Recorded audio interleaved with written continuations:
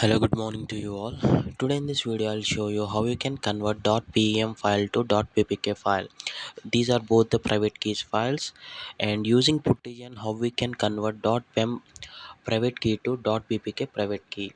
See here on my download folders I have both the keys .ppk file. See here, this is the ppk file and this is the pem file, and now I'm going to convert this pem file, this particular pem file, to ppk file using puttygen.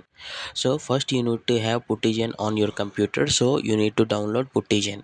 If you don't know how to download puttygen, I already did a video tutorial on how to download puttygen to your computer. I'll drop the link in the description, you can go through this.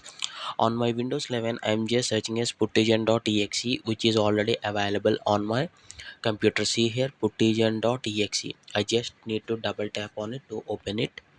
Double tap on it to open it. So once the puttygen is loaded, we need to load. See here, there is a, this is the putty keygen generator, putty key generator. Okay, I need to click on this load and load the pem file. So but here on my download folder, right, on my download folder there is no pem file is showing. Why is this? Because I'll show you. See, even if I search the pem, there is no pem, only ppk files are showing. This is because, yes, I am on my downloads folder only. Here I just set to only show ppk files. I need to click on this drop down and click on all files. So now it will show the pem file also. See here at the bottom somewhere, see here, it is showing .pem file. So I need to load this. Yeah, okay, and save the private key.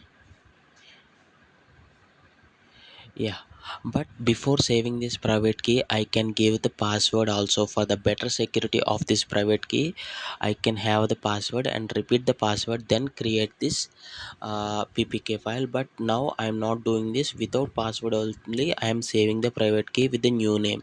Any name you can give. I'll just give the name as pem to ppk converted key, something like that. Now the file type is ppk. So this is how you can actually convert .pem to ppk file using puttygen.